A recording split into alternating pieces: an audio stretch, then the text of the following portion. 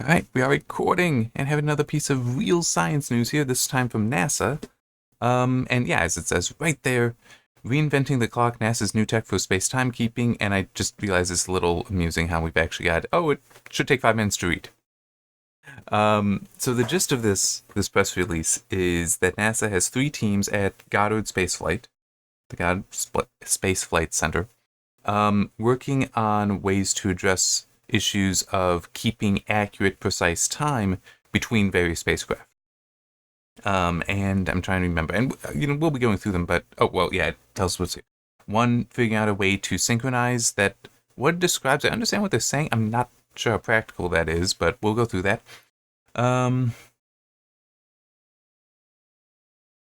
to then use synchronized clocks. That one's actually pretty neat, and we have done stuff like that before, but I think that they are definitely correct here, that never on the scale that they are potentially hoping to achieve. And then just a new atomic clock that can be used on spacecraft. So let's go. So first one, syncing up across the solar system. So I think a good way to try to start with this is New Year's. We have the ball drop.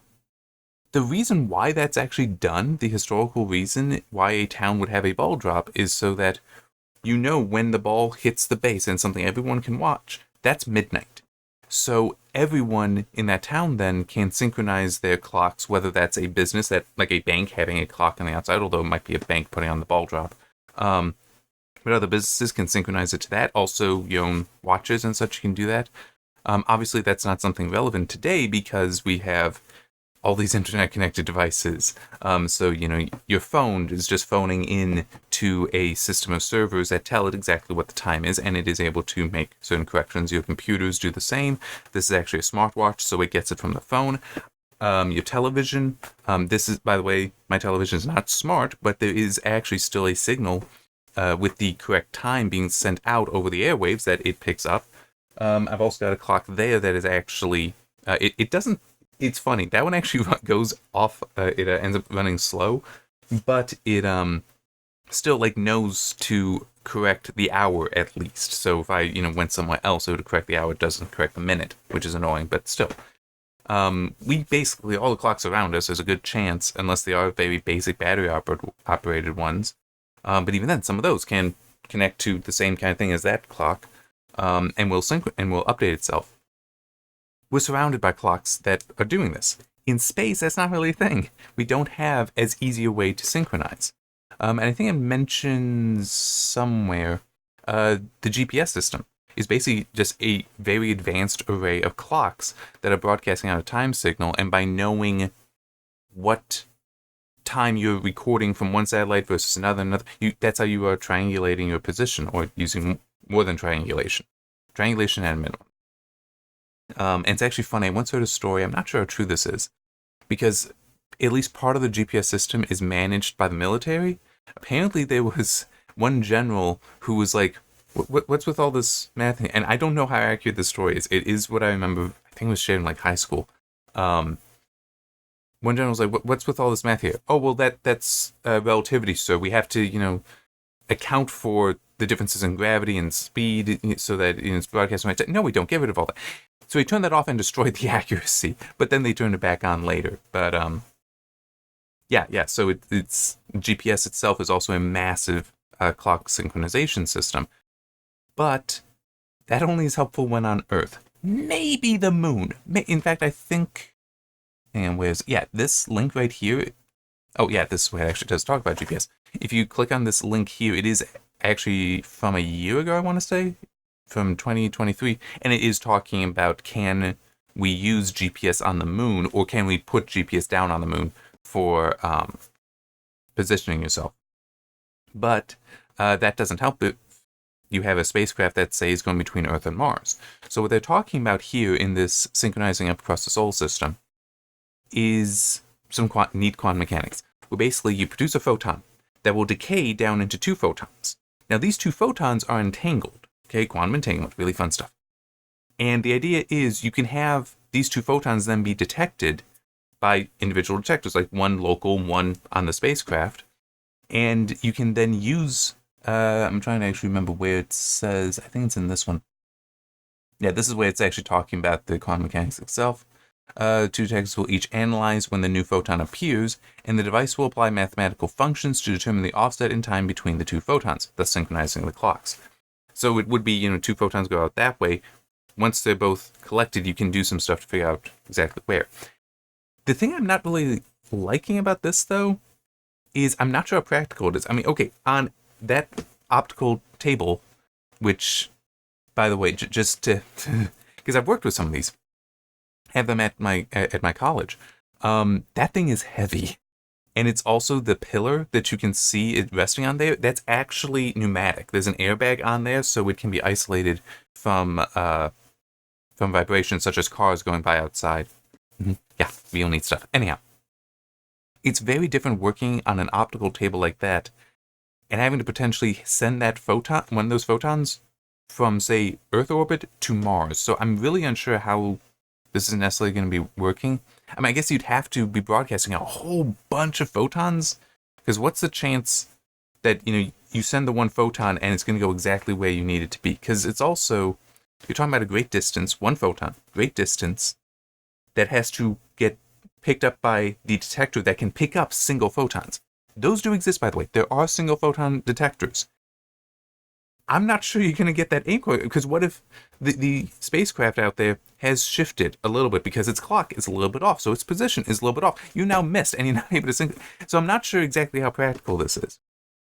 Unless it is, you're broadcasting, you're doing a whole bunch, but then you'd need to filter down to which. I'm not sure on this one. One thing as I was thinking about this, because this is how my brain works, kind of helps with the science fiction too, is I could see maybe doing some sort of lighthouse or pulsar type system, artificial pulsar system, where you just have a satellite out there that's constantly broadcasting, and with some repeat, like a pulsar, or a lighthouse, like I said, where it's just sweeping it on and off, or it is blinking, but you just have it blink in a certain pattern. Like, say, every second, it goes through a pattern.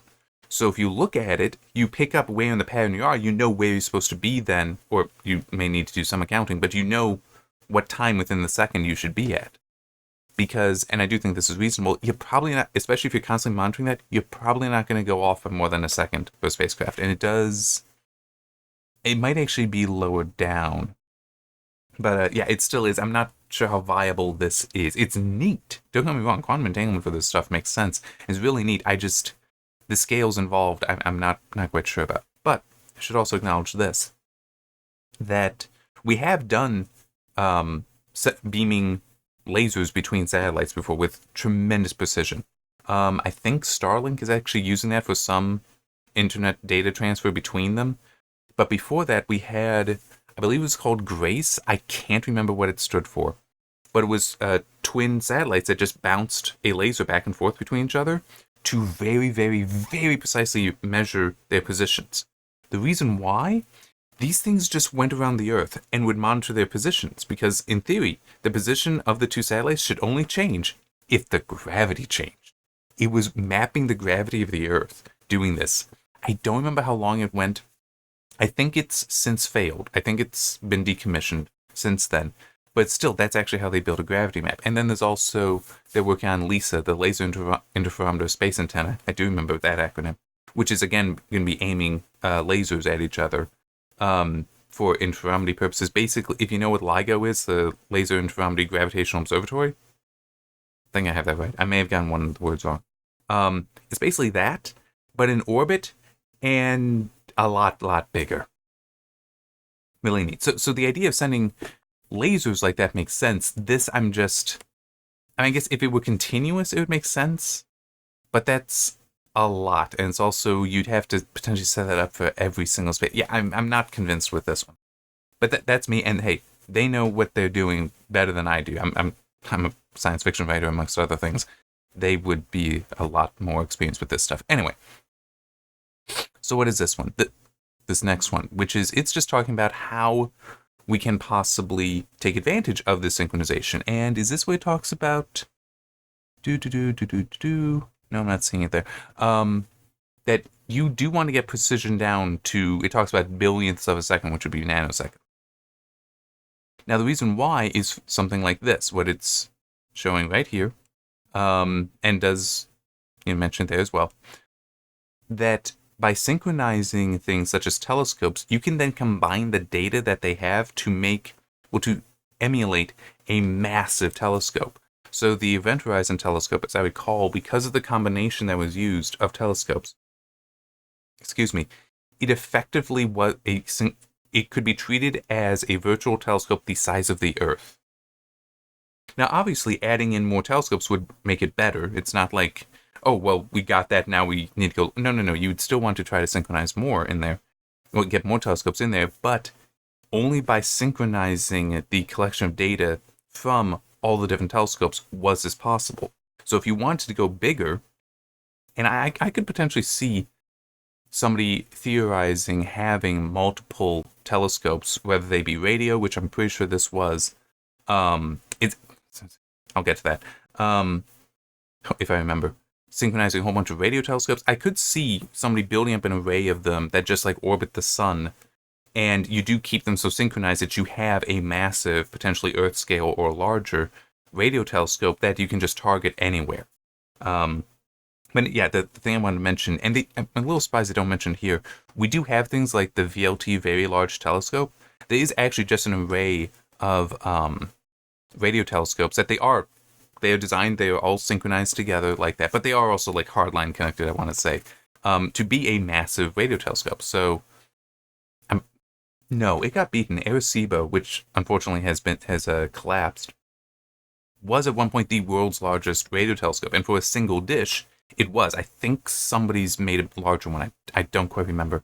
But the VLT is technically larger than that, and there's, I want to say even VLT has been beaten in size, but it is by combining multiple together and by having everything synchronized.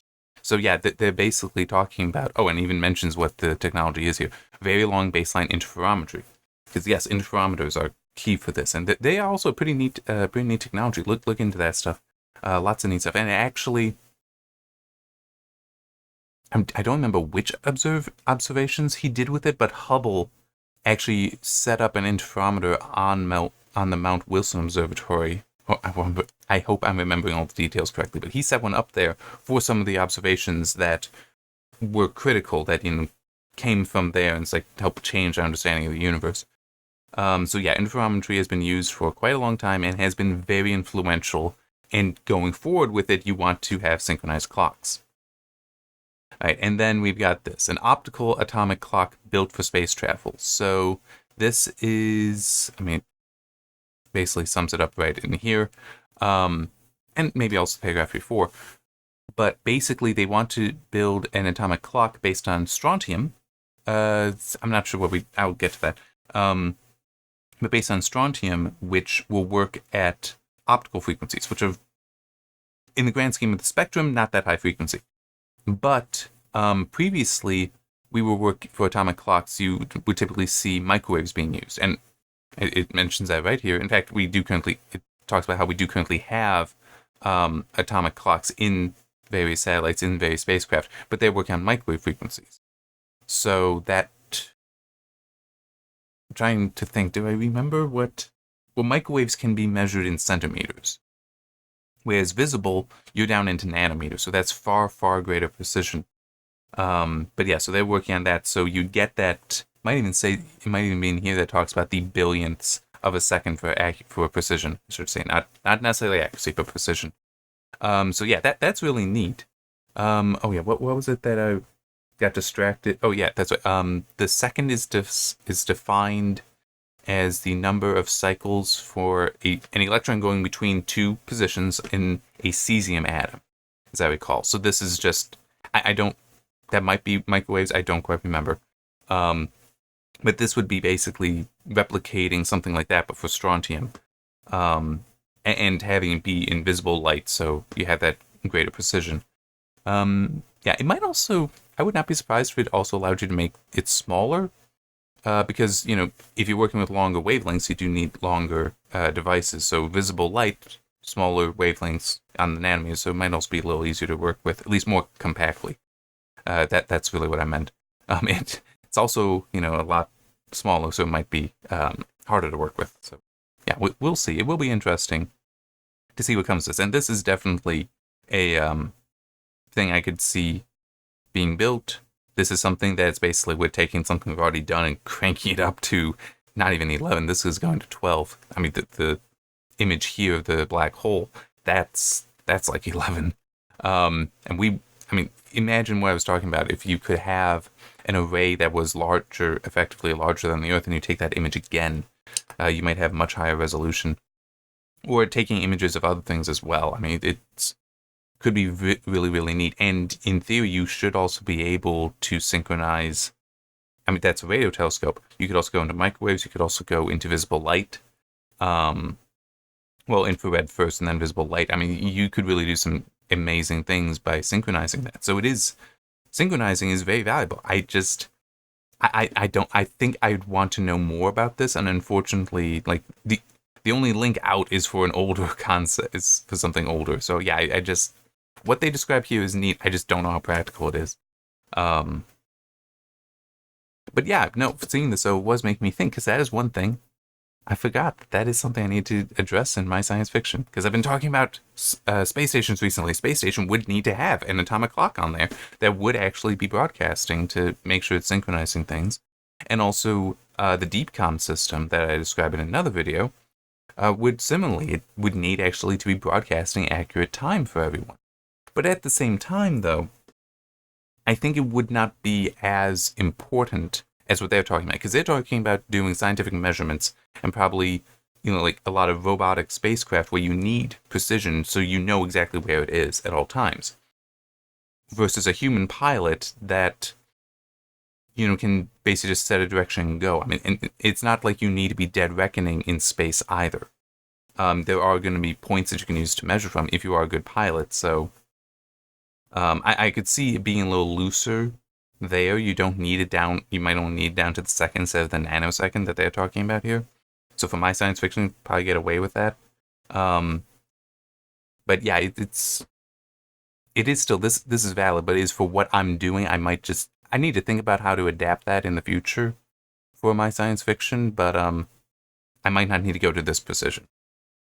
Which also means it won't have to be as cool. Okay, I might change my mind on that. Maybe I do need this precise. All right. So yeah, we'll see you next time. And obviously, the link to this is included in the description below if you want to read it all for yourself. Yeah, it's neat stuff, and I thought it was worth sharing. So, see you next time.